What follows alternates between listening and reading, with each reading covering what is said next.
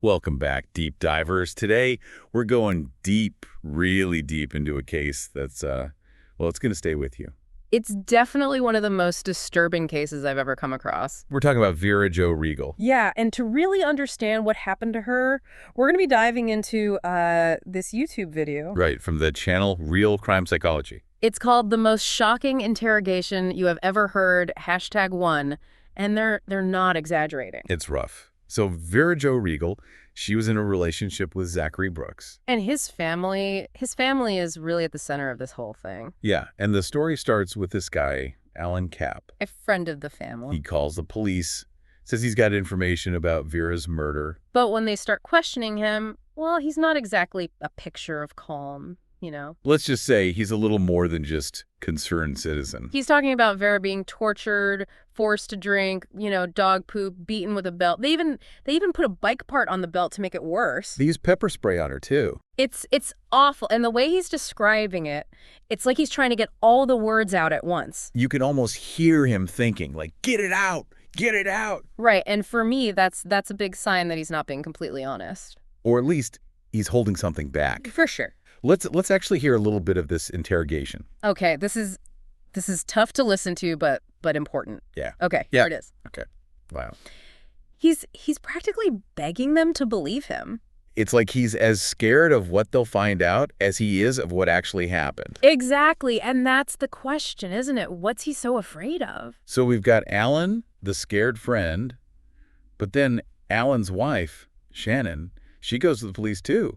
Volunteered, actually. That says she's being harassed online, called a murderer, wants to clear her name. But she ends up saying some things that, well, let's just say it doesn't exactly paint a pretty picture. She starts talking about the abuse, how she tried to stop it. But that she was scared of Danny, Sherry's other son. Right, and this is where things get really interesting. Because her story, it's not quite adding up. It's like she's trying to play the victim, but there's something else going on there. Yeah, and I think it has a lot to do with how she wants to be seen, you know, how she wants to control the story. Let's listen to a bit of what she said. Okay, yeah, this part here. A knife. She's saying Danny threatened her with a knife. And that's why she didn't stop the abuse. I mean, if it's true, that's terrifying. Absolutely. But it's also a very convenient excuse. So we've got a scared friend and a maybe not so innocent wife. And then we meet Nicole. Danny's girlfriend. And, well, she's a whole other level of disturbing. She tries to make Vera sound good, even though she knows what happened. Yeah, downplaying the abuse, trying to say Vera was interested in Danny. It's like she's trying to distance herself from the whole thing by making herself look better.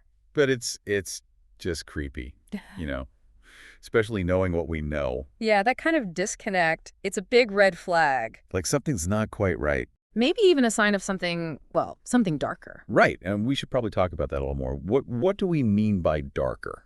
Yeah, so when we see someone who can lie so easily, who doesn't seem to care about what happened, that can be a sign of what we call sociopathic traits. Okay, so that's a big word. What does that actually mean in, like, normal terms? Basically, it means they lack empathy.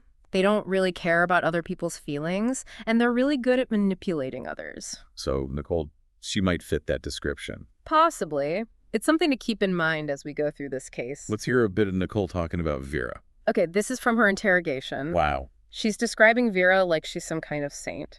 It's almost like she's trying to convince herself as much as the police. Exactly, and that's what makes it so unsettling. So we've got a potential sociopath, a manipulative figure, a scared witness, and a family that seems to be closing ranks. This is a lot to take in already. And we're just getting started. But before we go any further, let's go back to Shannon for a minute.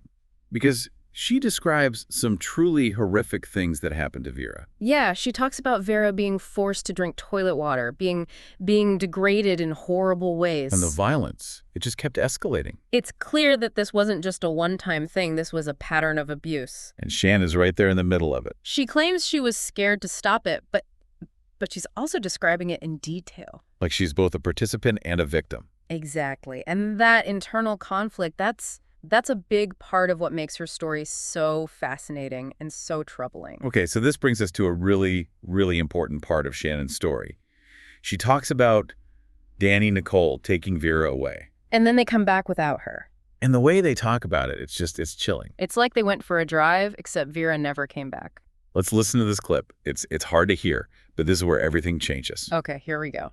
He just admitted to it. Like it was nothing. Like taking a life meant absolutely nothing to him. And that's what's so terrifying. So what does it all mean? What turns people into this? That's a question we're going to keep coming back to as we go deeper into this case. Because this is just the beginning. This is just the tip of the iceberg. Exactly. We're going to look at the psychology of abuse, how power and control play into all of this, and, well, the dark side of human nature. The part of ourselves we don't want to believe exists. And the scariest part, it might be closer than we think. Yeah, it might be. So much to unpack here. It's like, where do you even begin with a case like this? Yeah, you've got lies, manipulation, violence. It's a lot to process, but the legal proceedings, they're almost as twisted as the crime itself. Okay, so walk me through this. What happened after these interrogations? What did the police do? Well, first, they focused on obstructing justice. They found the murder weapon, a butcher knife, in the Blanchard River. And they charged 4 family members, Zachary, Sherry, Michael, and Shannon, for trying to cover up the murder. Wait, but they were involved in torturing Vera. Why weren't the charges, like, more serious? Well, the justice system, it's not always about instant gratification. It takes time to build a strong case, you know. They needed solid evidence to prove their involvement beyond a reasonable doubt. And the family, well, they were trying to protect themselves. Makes sense. Trying to minimize their own role in all of this. Did it work, though? Not really, no. Daniel, he was facing the most serious charges, and initially he pleaded not guilty by reason of insanity. Insanity, right. Yeah, but then Zachary, remember him, Vera's boyfriend, one of the family members, he changed his plea to guilty and agreed to testify against Daniel and Nicole. Oh, wow. So, like a crack in their united front. Definitely a turning point. Yeah. And then Michael, Zachary's father, he also admitted to obstructing justice. Faced with all that, plus his own son testifying against him, Daniel changed his plea, confessed to the murder, and was sentenced to life without parole for 40 years. Nicole got 23 years for conspiracy to commit murder, kidnapping, and tampering with evidence. So justice, albeit delayed, was eventually served. But beyond the legal stuff, what's really fascinating is, like, the psychology behind all of this. What led to this level of, I don't know, depravity? I think one key factor here is something called groupthink. The Brooks family, especially with Sherry as the head, it seems like they created this distorted reality where abuse was just normal. It's like they fed off each other's darkest impulses. The Sherry, the matriarch. What do we know about her? Was she the mastermind behind it all?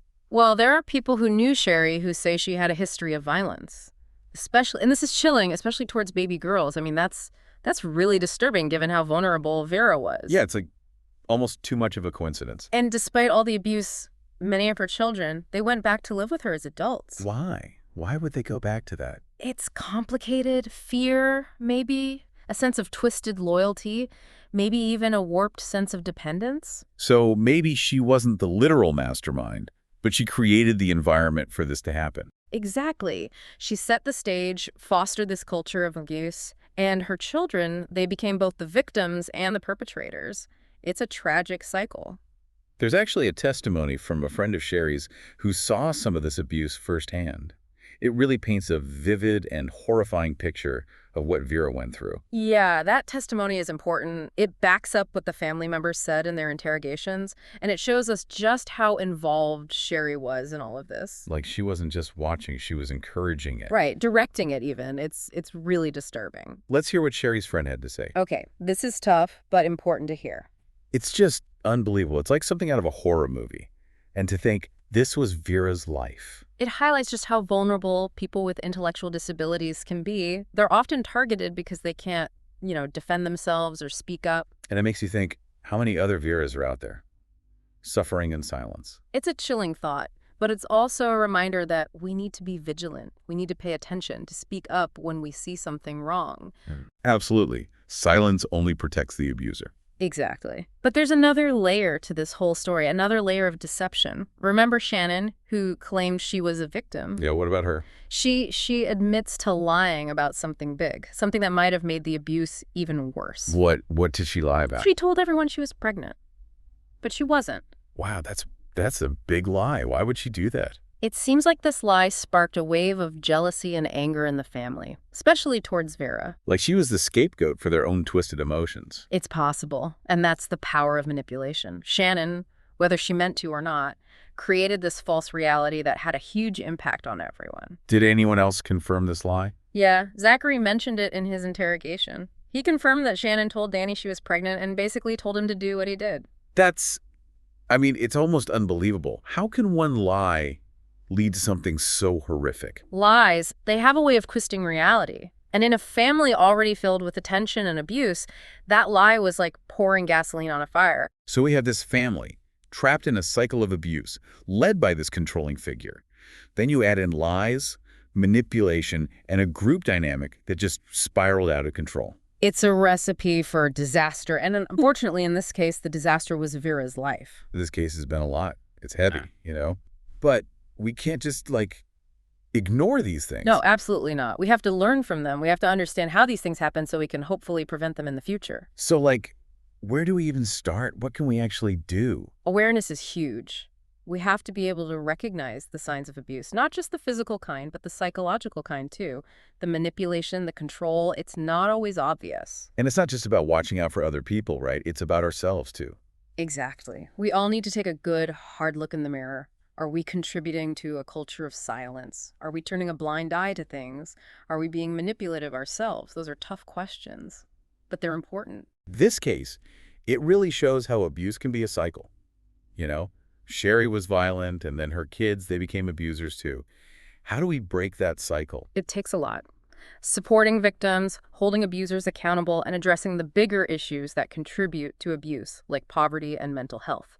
It's a big problem, and it needs big solutions. But it also starts with individuals. Absolutely. Speaking up, supporting organizations that fight against violence, challenging those harmful attitudes that make abuse seem okay. We can all do something. What about the police, the courts, the whole justice system? What can they do better to protect people like Vera? They need to be more aware of the unique challenges that people with disabilities face. They're often targeted because they're seen as easy targets. More training is key. They need to know how to spot the signs of abuse, especially within families. Give a voice to the voiceless. Exactly. This case also shows how dangerous unchecked authority can be. Whether it's in a family or in society, we need to challenge power imbalances, hold abusers accountable no matter who they are. No one's above the law. Exactly, and that's a really important message. This deep dive, it's been hard, but it's also been a chance to learn, to reflect, to think about how we can make the world a safer place. You asked a question earlier that really stuck with me. Could any of the Brooks family members have chosen a different path, given their environment? Yeah, and it's a tough one. Environment matters, but we still have choices. Even in the darkest of times, there's always a choice. The question is, what will we choose? Will we perpetuate the cycle of abuse? Yeah. Or will we break free? Wow. That's really powerful. We all have a choice. Let's choose to build a world where stories like Vera's are just a memory, a reminder of the darkness we've overcome. Thanks for joining us on this deep dive. Keep the conversation going. And remember, each one of us can make a difference.